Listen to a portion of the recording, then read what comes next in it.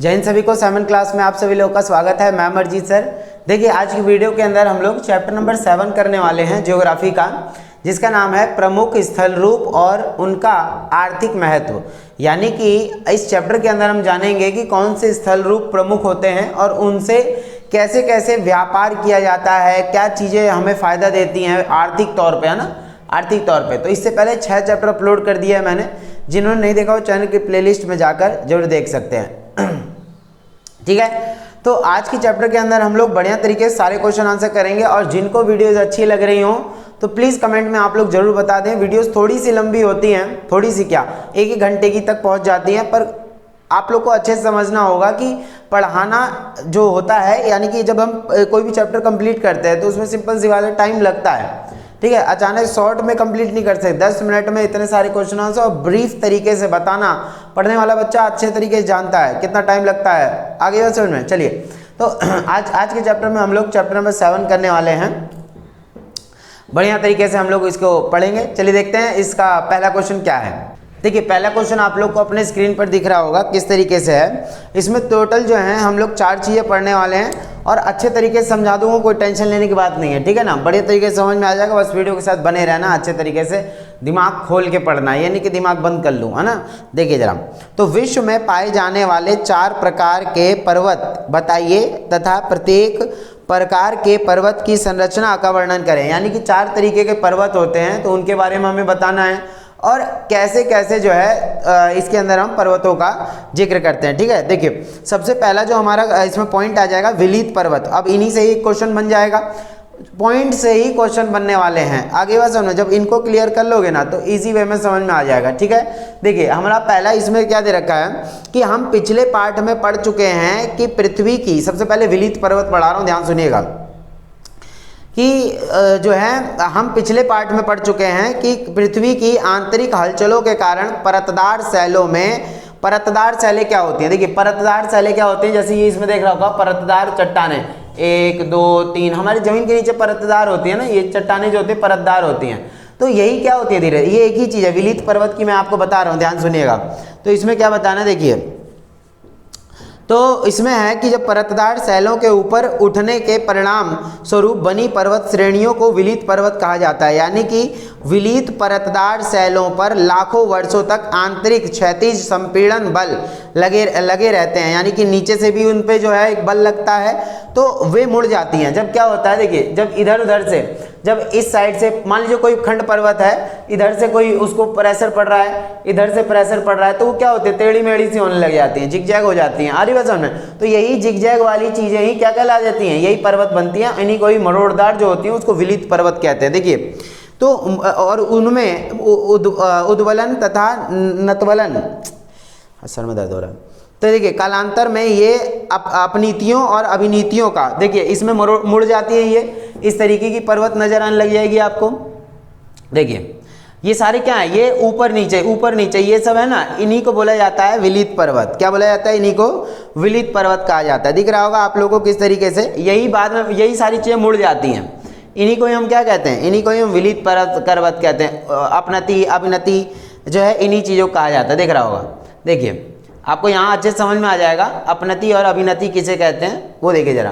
देखिए जो मैंने पिछले वाले में बताया था, जो नीचे वाला भाग होता है, जैसे ये एक उठा हुआ है, एक नीचे ऐसे डिंग डोंग गया है, तो इसको जो है ऊपर वाले को अपनति कहते हैं और जो नीचे जो रह गया है उसको अभिनति कहा जाता है। आगे बात समझ में, ये चीज हमें याद रखनी है बढ़िया तरीके से। ठीक है, तो इसी को बोला जाता है। देखिए तो इसमें क्या है, और जब विलीत शैलें बहुत ऊंचाई प्राप्त कर लेती हैं तो विलीत पर्वतों का जन्म होता है। तो इन्हीं तरीके से यानी विलीत पर्वतों का जन्म होता है। जब ये क्या होता है, दोनों तरफ से प्रेशर पड़ता है, जब दबेगा तो बीच में उबड़ खाबड़ ऐसे ऐसे हो जाएगा, नाचने वाली चीजें।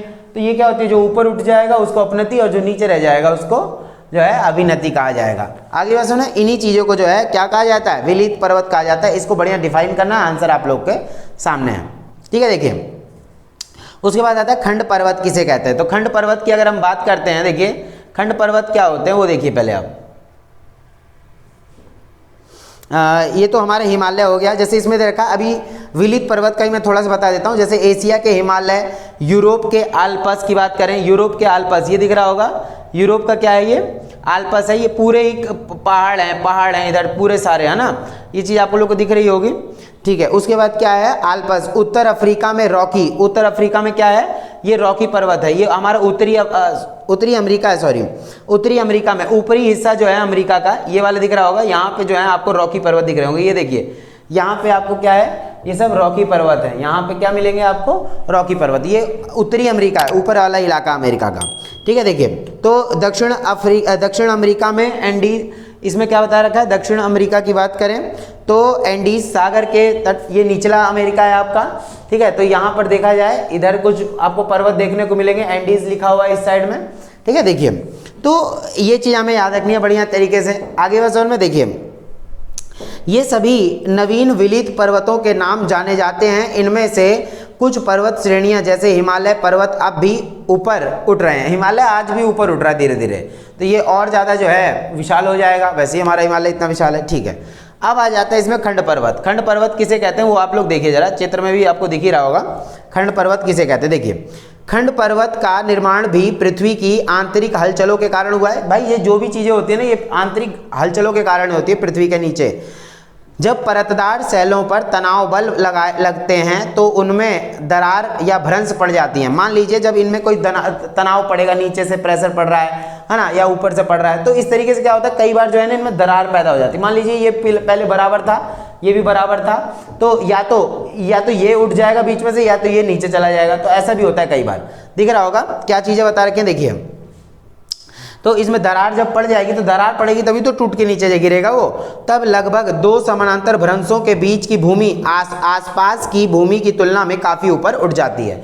इन दोनों की तुलना में जो है ये क्या हो जाएगा, काफ़ी ज़्यादा उठ जाएगी। पहले ये वाला हिस्सा यहाँ सटा होता था, सोचिए बराबर होता होगा सारा, लेकिन ये अचानक से उठ गया, बीच वाला हिस्सा दरार पड़ी होगी, उठ गया होगा, तो उस ऊपर उठी भूमि को खंड पर्वत, विलित पर्वत ये वाली, खंड पर्वत जो नीचे से ये बीच का हिस्सा उठ गया, दोनों जो है उससे नीचे रह गए बगल बगल के, उस ऊपर उठी भूमि को खंड पर्वत या भ्रंशोत्थ भी कहा जाता है। आंसर में दिखा होगा, या भ्रंश खंड भी कहा जाता है, क्योंकि इनमें भ्रंश पड़ा ना पहले ये चीज़। तो खंड पर्वत का निर्माण उस परिस्थिति में भी होता है जब दोनों भ्रंशों के बाहर की भूमि नीचे बैठ जाती है, यानी दोनों तरफ की भूमि नीचे बैठ जाएगी और ये वाला हिस्सा ऊपर का ऊपर रह जाएगा। खंड पर्वत को होस्ट भी कहते हैं। खंड पर्वत क्या कहा जाता है, होस्ट भी कहा जाता है। खंड पर्वत में सैलों की परतें विलित अथवा समतल में से कोई भी हो सकती है, यानी कि इसमें विलित तथा समतल में कोई भी हो सकते हैं। तो ये जो आपका खंड पर्वत है, खंड पर्वत का अर्थ ये हो गया कि जब ये पर्वत का कोई बीच का हिस्सा जो है ये ऊपर उठ जाता है और जो बगल बगल के हिस्से हैं वो नीचे चले जाते हैं, या तो ये यहीं रहेंगे, ये वाला उठ जाएगा,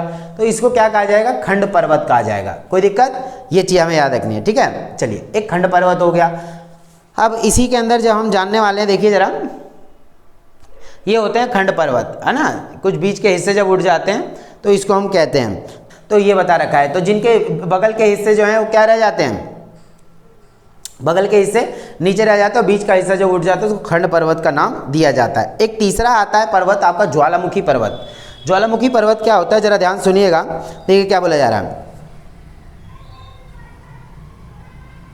देखिए ज्वालामुखी पर्वत क्या होता है, तो हमने पिछले पाठ में पढ़ा है कि हम पिछले वाले चैप्टर में तो ज्वालामुखी पढ़े ही था ना हम लोग, तो वही चीज़ें हैं। तो इसमें बोला जा रहा है उत्तरी ज्वालामुखी पर्वत, हमने पिछले पाठ में पढ़ा है कि पृथ्वी का आंतरिक भाग या भूगर्भ क्या होता है। देखिए जरा, जब ये पृथ्वी की हम आंतरिक चीज़ों की बात करें ना, जब ये देखिए पृथ्वी की जो ये वाला हिस्सा होता है बीच का बहुत ज़्यादा गर्म होता है, जिसे हम क्रॉड बोलते हैं। क्या बोलते हैं, क्रॉड। ये तो आपको पता होगा, इसको क्या बोला जाता है, क्रॉड बोला जाता है। पृथ्वी है हमारे बीच के हिस्से को क्रॉड बोला जाएगा, बिल्कुल जो अंदर होता है उसको इनर क्रॉड बोला जाता है। बहुत ज़्यादा गर्म धधकता हुआ लावा भरा रहता है इसमें, जब तो ज्वालामुखी फटती है। तो भूगर्भ बहुत गर्म है, भूगर्भ के गहरे भागों में अत्यधिक तापमान, देखिए अत्यधिक क्या मिल जाता है आपको, तापमान देखने को मिलता है, और अत्यधिक तापमान के कारण ठोस सेल द्रव मैग्मा में बदल जाती हैं।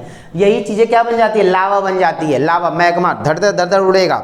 आगे बात समझ में, उद्गार में भूगर्भ से धरातल पर आता है तो वह मुख के चारों ओर इकट्ठा हो जाता है। मान लीजिए ये जब उड़ेगा फट के, तो साइड में जमा होगा। जब बहुत सालों तक जमा होता जाएगा तो वो क्या बन जाएगा, वो पहाड़ जैसा हो जाएगा, इकट्ठा हो जाएगा तो क्या बन जाएगा, पहाड़ जैसा। जैसा कि आप लोग को दिख ही रहा होगा, ये क्या बन जाएगा, पहाड़ बन जाएगा चारों तरफ से, है ना। ये चीज़ हमें याद रखनी है। चलिए उसके बाद क्या है, और जमकर सूख शंकु की ऊंचाई जो है बढ़ती चली जाती है, ये शंकु जैसा बन जाएगा, कोने जैसा बन जाएगा। आगे बात समझ में। और इस प्रकार वह पर्वत का रूप ले लेता है। ये ज्वालामुखी पर्वत है ना, तो ये चीज़ तीसरा वाला बता रहा हूँ मैं। तो ज्वालामुखी से निकले पदार्थ से जमा होने से बने हैं, उन्हें ज्वालामुखी पर्वत कहा जाता है। इन्हें संग्रहित पर्वत भी कहा जाता है। आगे बात समझ में। इन्हें क्या कहा जाता है? संग्रहित पर्वत भी कहा जाता है। जैसे हवाई द्वीप में मोना लोआ, ये आपका मोना लोआ पर्वत है, ठीक है, हवाई द्वीप में मोना लोआ पर्वत। और उसके बाद है माउंट पोपा, एक आपका ये हो गया, ये तो बता दिया है। इस तरीके देखिए, जब ज्वालामुखी फटती है तो ये क्या करता है, इसके लावा वगैरह ये तो सब धुआं है, जब ये गिरेगा, मैग्मा गिरता है चारों तरफ, जब ये गिरेगा तो अचानक से क्या होता है, ये एरिया कोना जैसा बनता जाएगा, पिघलेगा, गिरेगा, फिर ऐसे गिरता रहेगा, तो ये क्या बन जाएगा, एक पहाड़ का रूप ले लेता है। इसी को हम बोलते हैं ज्वालामुखी पर्वत बोला जाता है। तो ये सब तो बहुत इजी है, कोई भी इसको बता सकता है, ज्वालामुखी पर्वत है ये। आगे बात समझ में, ये चीज़ हमें याद रखना है। चलिए, उसके बाद आता है हमारा ज्वालामुखी पर्वत, क्लियर हो गया ना, तो ये चीज़ है। उसके बाद इसी में बता रखा है जो है इक्वेडोर का कोटोपैक्सी, अभी जो मैंने दिखाया था आपको, जापान का फ्यूजियामा ज्वालामुखी पर्वतों का उदाहरण है। ये सब जो है पर्वत आपको देखने को मिलेंगे, ये आपको लिख देना है, ठीक है। एग्जाम्पल के साथ लिख दोगे तो इजी लगने का। तो ज्वालामुखी पर्वत क्या होता है बता दिया, ठीक है। उसके बाद आता है अवशिष्ट पर्वत। अब ये भाई अवशिष्ट पर्वत क्या है, ये समझने लायक चीजें हैं। देखिए जरा, अवशिष्ट पर्वत का अर्थ क्या होता है, देखिए अवशिष्ट पर्वत की अगर हम बात करें तो यहाँ पे क्या देखिए, अवशिष्ट मतलब क्या होता है, काट छाट के जो बच जाता है उसको अवशिष्ट बोलते हैं, वेस्ट मटेरियल टाइप। जैसे देखिए अपक्षय तथा अपर्दन, ये हमने पहले पढ़ चुके हैं पहले वाली वीडियोस में। देखिए अपक्षय तथा अपर्दन के विभिन्न कारक, नदियाँ, पवन, हिमानी यानी जो हिम नदियाँ होती हैं, बर्फ की नदियाँ होती हैं, बर्फ जो जम जाता है आदि धरातल पर निरंतर कार्य करते रहते हैं। वे भूपट्टी की ऊपरी सतह को कमजोर करने के साथ उसे काटते छाटते रहते हैं। मान लीजिए कोई भी चीज़ है, उसको काटते छाटते रहेंगे। इसके बगल में मान लीजिए ये पहले ऐसा होगा, ठीक है। अब इसके बगल का नदी बह रही है, कुछ ऐसा हो रहा है, हवा आ रही है, ये हो रहा है, तो ये कटता छटता जाएगा, बहुत साल लग जाएंगे। तो ये जो मामला बचा है ना, ये थोड़ा बचा है, ये इधर बचा है, ये कटा छटा जो पड़ा हुआ है हमारे सामने जो दिख रहा है, वो अवशिष्ट पर्वत होगा, यानी काट छाट के जो बचा हुआ अवशिष्ट। तो क्रमण के कारण अपर्दन द्वारा उसे नीचा करना शुरू कर देते हैं। अपर्दन यानी इनको घिसना शुरू कर देगा अपर्दन के कारण। अपर्दन कार शैलों की बनावट पर बहुत निर्भर करती है और हजारों वर्षों के बाद मुलायम शैलें कट कर बह जाती हैं। जो यहाँ मुलायम होंगी वो कट के बह गई होंगी, बाद में ये जो ठोस बचा मामला वही तो बचेगा, तो वो चीज़ याद रखनी है। उसके बाद शैलें कट कर बह जाती हैं तथा कठोर शैलों से बने भूभाग जो हैं क्या बोला जा रहा है, भूभाग उच्च भूखंडों के रूप में ही खड़े रह जाते हैं। तो यही भूखंडों के रूप में खड़े, ये छोटा वाली आइसक्रीम मत समझ लेना आप लोग, ये बहुत बड़े पर्वत चट्टान हैं, ये मत समझना कि छोटे छोटे हैं, यही पर्वत हैं, लेकिन यहाँ कटे छटे इस तरीके से हैं। जैसे इसी में बता रखा है कि इन्हें ही अवशिष्ट पर्वत कहते हैं। भारत की जो है यहाँ पे नीलगिरी, भारत की नीलगिरी की बात करें, जैसे आपको दिख रहा होगा ये दक्षिण में है, भारत के दक्षिणी इलाकों में, ठीक है ना, इस तरीके से है। नीलगिरी पर्वत का दिखा रखा है यहाँ पे, ठीक है, मालाबार कोस्ट, नीलगिरी हिल्स, यहाँ पे आपको इस जो हमारा ये तमिलनाडु है, यहाँ पे इस हिस्से में आपको जो है देखने को मिल जाएगा। आगे बात समझ में, तो ये चीज़ हमारे याद रखना है। और जो है पारसनाथ तथा राजमहल की पहाड़ियाँ अवशिष्ट पर्वतों के उदाहरण हैं। ये सब क्या है, अवशिष्ट पर्वत हैं, यही सब क्या है, अवशिष्ट पर्वत। कट छट के जो बचा हमने जो है उसको क्या बना दिया, अवशिष्ट पर्वत बना दिया। आगे बात समझ, यही सब तो कट के अलग अलग जो बचा हुआ है वही हमको दिखता है, अवशिष्ट पर्वत कहला दिया। आगे बात समझ में, ये चीज़ हमें याद रखनी है, ठीक है। चलिए, क्लियर होगा कि नहीं होगा आप लोग कमेंट में जरूर बता दिया करो, ठीक है। जब मेरे को, जैसे देखिए अब मेरे को टाइम नहीं मिल पाता है पूरे दिन, ठीक है, तो जैसे टाइम मिलता है मैं सोचता हूँ चलो वीडियो बना देता हूँ। आप लोग की इतनी डिमांड आती है तो अच्छा लगता है देख के, और एक मोटिवेशन मिलता है कि चलो कि हाँ सबके लिए जो है क्या बनाना है हमें, जो है हाँ वीडियोज़ वगैरह तैयार करनी है, ठीक है। तो हम चलिए देखते हैं नेक्स्ट हमारा जो है इसमें क्वेश्चन ये बोलता है, पहले आप क्वेश्चन देखिए अपने स्क्रीन पर, क्या दे रखा है, मानव के लिए पठार किस प्रकार उपयोगी है। पठार आखिरकार होता क्या है, पठार क्या होता है, देखिए पठार का अर्थ ये हो गया कि जो समुद्र के किनारे काफ़ी एक बड़ा हिस्सा जो रहता है उसको हम क्या बोलते हैं, पठार कहते हैं। आ रही बात समझ में, पठार कहा जाता है उसको। तो देखिए जरा पठार किसे कहा जाता है वो आप लोग देखिए ध्यान से। देखिए मानव के लिए पठार किस प्रकार उपयोगी हैं। पठार की बात करें तो पठार क्या होते हैं, जैसे कि आपको अगर हम बात करें समुद्र के किनारे जो इलाके होते हैं जो समुद्र से काफ़ी ज़्यादा ऊंचे होते हैं उनको हम क्या नाम देते हैं, पठार नाम देते हैं। बाकी आने वाले क्वेश्चन में अभी पूरी चित्र के साथ आप लोगों को समझाऊंगा, ठीक है। देखिए पठार क्या होते हैं, तो यहाँ बोल रहा है कि क्वेश्चन ये है मानव के लिए पठार किस प्रकार उपयोगी है। पठार बता दिया मैंने क्या होता है, तो वो क्या होता है समुद्र के किनारे जो ऊंचाई वाले इलाके होते हैं जहाँ पे लोगों का निवास होता है उस जगह को पठार कहा जाता है, जो काफ़ी समुद्र से ऊंचे हो, इतने ऊंचे नहीं, हल्का से ऊंचे नहीं, बहुत ऊंचे हो रहते हैं, कई मीटर ऊंचे होते हैं। देखिए तो इसमें फायदे क्या है, मानव के लिए पठार किस प्रकार उपयोगी है। हमारे लिए पठार क्यों जरूरी है, तो हमारे लिए पठार जरूरी इसलिए, पहला है खनिज के लिए, याद रखिएगा खनिजों के लिए पठार बहुत ज़्यादा आवश्यक होते हैं। देखिए ये सब खनिज होते हैं, अलग अलग जमीनों से पत्थर पदार्थ मेटल वगैरह ये सारी चीज़ें मिलती हैं, धातु वगैरह, बाकी ये खनिज हैं जिसमें अलग अलग प्रकार के पत्थर वगैरह हीरा उरा सब आ जाता है इसके अंदर। देखिए विश्व के अधिकांश खनिज पठारों से ही प्राप्त होते हैं। पठार जो होता है समुद्र किनारे जो है वहीं से ही हमको क्या मिलते हैं, खनिज मिलते हैं, अलग अलग प्रकार के पत्थर। इन खनिजों पर हमारे उद्योग कच्चे माल के लिए निर्भर रहते हैं। कच्चा माल इन्हीं को तो कहा जाता है, इनसे सामान बनाकर जो है बाजारों में बेचा जाता है। पश्चिमी ऑस्ट्रेलिया के पठार में सोना मिलता है, अफ्रीका के पठार में तांबा मिलता है, हीरा मिलता है, सोना मिलता है, तथा भारत के पठार में कोयला मिलता है। कोयला वगैरह ये सारी चीज़ जमीन से ही तो प्राप्त होती हैं, तो ये चीज़ें लोहा मैग्नीज और अभ्रक क्या होता है देखा होगा आप लोगों ने इस तरीके, मतलब ये भी एक जो है खनिज ही है। इधर मन इसको तो देख के ऐसा लग रहा है मन कर रहा खा लो, सोन पापड़ी टाइप की नहीं लग रही है। देखिए परत दर परत, ये परत दर परत, चाहे तो आप इसको चीर भी सकते हो, है ना। ये अभ्रक बोला जाता है, एक ऐसा जो है खनिज है ये जिसको हम चीर भी सकते हैं। तो इसको पट्टियों में बटा रहता है, छोटे छोटे टुकड़ों में रहेगा वो, इसको हम चीर भी सकते हैं आराम से, ठीक है। तो देखिए अभ्रक के विशाल भंडार हैं, तो ये चीज़ हमें याद रखनी है। आ रही बात समझ में। चलिए अब आ जाता है हमारा इसमें कि ये तो हमने जान लिया कि पठार से क्या क्या हमको जो है देखने को मिलता है लाभ वगैरह। ये पहला खनिज के भंडार है। दूसरा जल,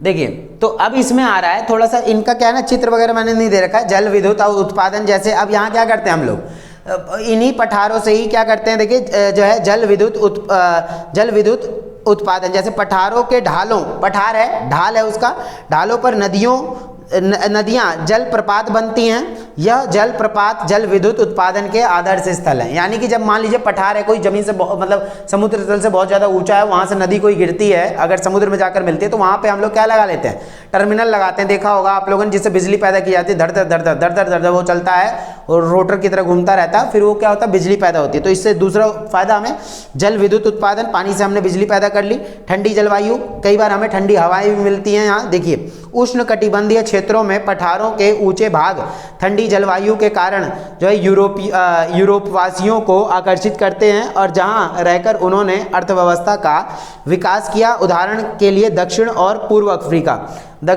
अफ्रीका की बात करें तो यहाँ के जो इलाके हैं आपको ठंडी जलवायु वाले देखने को मिलेंगे। और यहाँ पे क्या है कि जब ठंडा इलाका रहेगा तो लोगों का अट्रैक्शन बन जाता है और लोग वहाँ जाकर भागने लग जाते हैं, मतलब वहाँ बसते हैं, ठीक है। देखिए तो ये चीज़ हो जाएगा। एक आ गया इसी में, देखिए तो वही क्वेश्चन था हमारा, मानव के लिए पठार किस प्रकार उपयोगी है, तो वही चीज़ है खनिज भंडार के लिए, जल विद्युत उत्पादन के लिए, ठंडी जलवायु के लिए और पशुचारण के लिए। पशुचारण के लिए कैसे कि भाई वहाँ पे जानवर वगैरह काफ़ी ज़्यादा चरते हैं, जैसे पशुचारण के लिए उपयोगी पठारी जो है भाग पशुचारक के लिए जो है उपयोगी है, यानी पशु पाला जा सकता है, वहाँ पे पशुओं को चराया जा सकता है। ये भेड़ बकरियों के पालन के लिए बहुत उपयोगी होता है। भेड़ बकरियों से वस्त्रों के लिए ऊन तथा भोजन के लिए दूध और मांस की प्राप्ति होती है। लावा से बने पठार उपजाऊ हैं और अतः उन पर अन्य पठारों की अपेक्षा कृषि का अधिक विकास हुआ है। यानी कि वहीं पर पठारों पे ही क्या किया गया है, कृषि का उत्पादन और ज़्यादा से ज़्यादा जो है किया गया है। आगे बात समझ में, ये चीज़ हमें याद रखना है। चलिए ये हमने पढ़ लिया मानव के लिए पठार किस प्रकार उपयोगी है। अब हम जानने वाले हैं कि मैदानों को सभ्यता का पालना क्यों कहा जाता है। भाई देखिए मैदानों को सभ्यता का पालना क्यों कहा जाता है, तो मैदान जो होते हैं वो हरे भरे होते हैं, बिल्कुल मैदानों पे ही फसलें उगाई जाती हैं। पठारों पे जो है आप लोग ज़्यादा खेतीबाड़ी नहीं कर पाओगे क्योंकि पठार ऊपर नीचे भी होते हैं काफ़ी ज़्यादा, पर ये जो है मैदान समतल होते हैं, समतल मैदानों पर ही आप ज़्यादातर खेतीबाड़ी कर सकते हो। आगे बात समझ में देखिए, तो इसमें क्या बोला जा रहा है, मैदानों को सभ्यता का पालना, हमें पाल रही है ना, ये मैदान हमें पालता है, तो वही सभ्यता का पालना बोला गया। देखिए इसका पहला है उपजाऊ मृदा, ये क्या करती है, मिट्टी उपजाऊ होती है इसकी काफ़ी ज़्यादा, तो इससे खेती बाड़ी अच्छी होती है, ठीक है।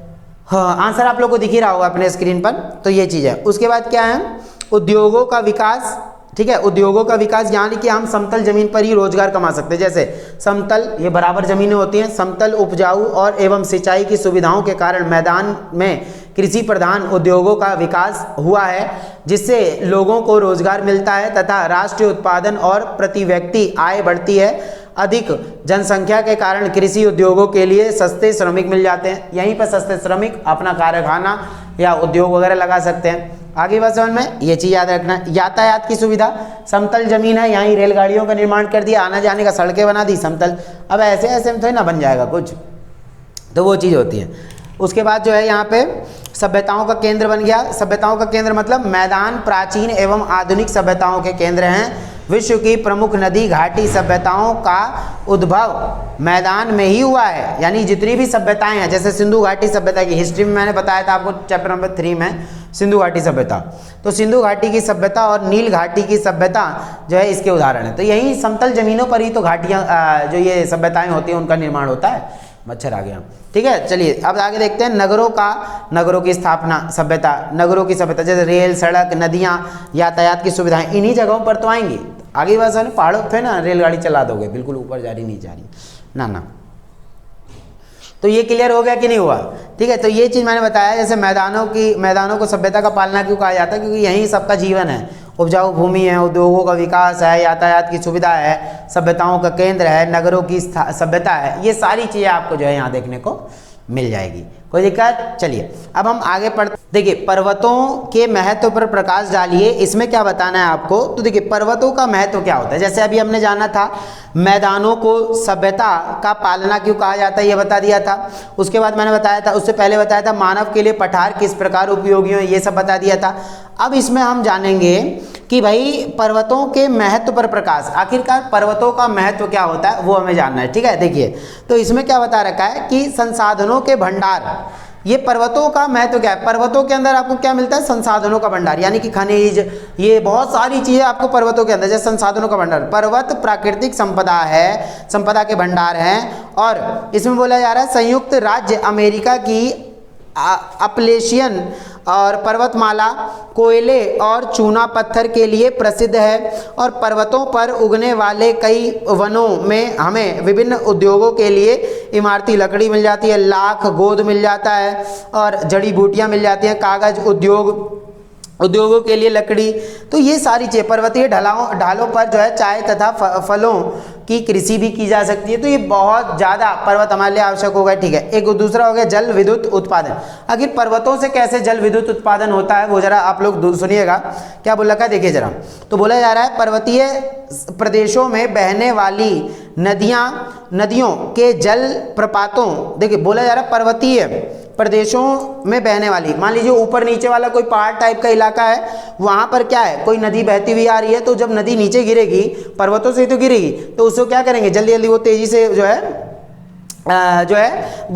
जब उसमें बिजली वाला जो यंत्र लगा हुआ है वो घूमेगा, तो इससे बिजली पैदा होगी, तो विद्युत उत्पादन जो है उत्पन्न की जाती है। कोयले की कमी वाले पर्वतीय देशों जैसे जापान, इटली और स्विट्जरलैंड में जल विद्युत का बहुत महत्व है, यानी कि इन जगहों पर, इन जैसे जो पहाड़ी वाले इलाके होते हैं उन जगहों पे ये चीज़ें की ज़्यादा महत्व रहता है, जल विद्युत उत्पादन पर्वतीय क्षेत्रों से ज़्यादा किया जाता है। उसके बाद आ रहा है जल के असीम भंडार, यहीं पर जल ज़्यादातर मिलेगा आपको, जैसे ऊंचे हिमाच्छिद या भारी वर्षा वाले पर्वतों से निकलने वाली सदावाहिनी नदियां जल भंडार हैं, यानी कि इन्हीं से ही खेतों की सिंचाई होती है, सेचों की खेताई देखिए खेतों की सिंचाई कर सकते हैं, उनसे नहरें निकाल कर खेतों की सिंचाई की जाती है, और इससे विभिन्न फसलों का अधिक महत्व होता, उत्पादन बढ़ जाता है, ठीक है। ये चीज़ हम खेती बाड़ी अच्छे से हो जाती है। उसके बाद है उपजाऊ मैदानों के निर्माण में सहायक, जैसे ऊंचे पर्वतों से निकलने वाली नदियां कटाव तथा मिट्टी बहाकर,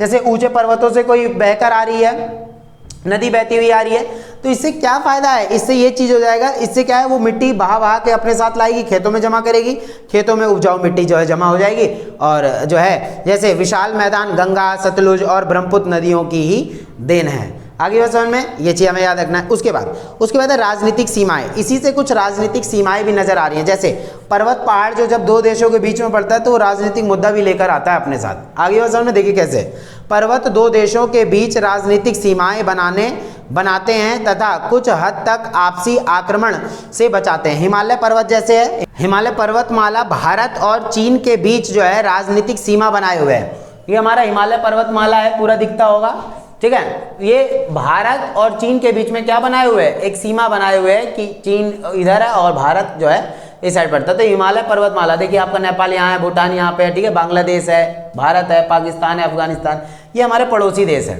आगे बात समझ में, ये चीज हमें याद रखनी है। चलिए, तो ये चीज जो है मैंने आपको बताया। उसके बाद है एक नेक्स्ट पॉइंट है इसी में कि जलवायु पर प्रभाव। जलवायु पर प्रभाव का क्या मतलब हो जाएगा, देखिए कि मौसम में भी परिवर्तन करता है। इन्हीं पहाड़ों से, बोल सकते पर्वतों से क्या आ जाती हैं आपके पास, जो है ठंडी ठंडी हवाएं आती हैं। देखिए जलवायु पर प्रभाव, पर्वतों पर नीचा तापमान जो है पाया जाता है, काफ़ी ठंड होती है, यहाँ बर्फ जमी होती है इन पर्वतों पर।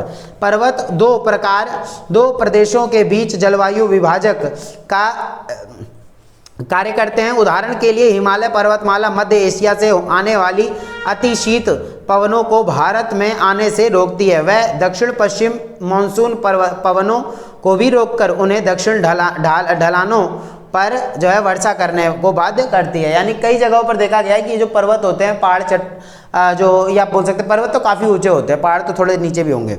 बाकी यहाँ पे क्या है कि पर्वतों से ही जो है क्या बहकर आती है, ठंडी हवाएं बहकर आती है, मौसम में परिवर्तन कर सकता है, वर्षा होती है नहीं पे ही, क्योंकि बादलों से भी ऊपर चले जाते हैं कई बार। हाँ, ये चीज़ें हैं। उसके बाद है पर्यटन केंद्र। पर्यटन केंद्र कैसे, जैसे शिमला, नैनीताल, मसूरी, श्रीनगर, है ना, कश्मीर का हमारा श्रीनगर, तो ये सब क्या है, ये पर्यटन केंद्र भी है। तो पर्वतें वगैरह जो है कई बार पर्यटन केंद्र भी बन जाती हैं। आगे बात समझ में, ये चीज़ हमें याद रखना, ठीक है। तो ये हो गया हमारा जो है पर्वतों के महत्व पर प्रकाश, यानी कि हमने जान लिया पर्वतों का क्या महत्व होता है, वो चीज़ें क्लियर है इतना। देखिए अब आता है इसमें क्वेश्चन आपका कि संरचनात्मक मैदान और निक्षेपण द्वारा बने मैदान में अंतर। ध्यान सुनिएगा, बहुत इजी है, तुरंत समझ में आ जाएगा, ठीक है। और इसमें क्या बताना, देखिए जरा, संरचनात्मक मैदान, आपको चार्ट दिख रहा होगा किस तरीके से है। तो संरचनात्मक मैदान क्या होता है, देखिए एक होता है संरचनात्मक मैदान, एक निक्षेपण, यानी कि एक तो अपने आप मतलब संरचनात्मक, उसकी संरचना दिख रही है हमें कैसे, देखिए इस प्रकार के मैदान, पहले मैं उस साइड वाला बता रहा हूँ, ध्यान सुनिएगा। इस प्रकार के मैदान आरंभ से ही मैदानों के रूप में रहे हैं, ये शुरू से ही मैदान रहे हैं। संरचनात्मक मैदान यानी कि शुरू से ही जो है क्या बना हुआ है, मैदान बना हुआ है, बहुत पहले से प्राकृतिक तौर पे। पर निक्षेपण होता है ना, कट छट के जो है कहीं से बहता हुआ आया, कट छट के उसने क्या करा, समुद्र किनारे एक बहुत बड़ा मैदान बना दिया है, ठीक है, मिट्टी पत्थर कंकड़ इन सबसे मिलकर एक मैदान बन गया, तो उसको क्या बोला जाएगा, निक्षेपणात्मक जो है मैदान बोला जाएगा। देखिए तो दूसरा वाला क्या है इसमें, ये मैदान नदियों, हिमानियों, सागर एवं पवनों के द्वारा लाए गए पदार्थों के निक्षेपण से बने हैं, यानी कि ये आर्टिफिशियल हो गया और वो नेचुरल हो गया। उसके बाद है दूसरा बोल रखा है साइबेरिया के मैदान तथा उत्तरी अमेरिका के मैदान, इधर है जैसे वो हो गया, इस इधर जो है गंगा सिंधु का मैदान और हुआंग हो का मैदान, ठीक है। ये सब जो मैदान होंगे इस साइड वाले, तो ये मैदान ऐसे मैदान है जो कट छट के बने हुए हैं, ये आर्टिफिशियल हो गए। बाकी उधर वाले क्या हैं, उधर वाले नेचुरली बने हुए शुरू से ही मैदान है, ठीक है, इधर वाले निक्षेपण से बने हुए हैं।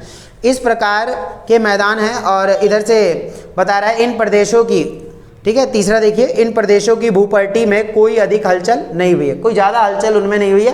पर इसमें क्या हुआ है, जैसे मिसिसिपी का मैदान आदि इस प्रकार के मैदान है, इन प्रदेशों की भूपट्टी में कुछ अधिक हलचलें हुई हैं। जब हलचलें हुई हैं जुड़ जुड़ के जभी तो जाकर ये क्या बना है, इसी को तो बोलते हैं, क्या नाम है, निक्षेपणात्मक मैदान। आगे बात समझ में, ये चीज़ हमें याद रखनी है। तो एक है प्राकृतिक तौर पर बना है वो संरचनात्मक, और एक जो है कट छट के बना है वो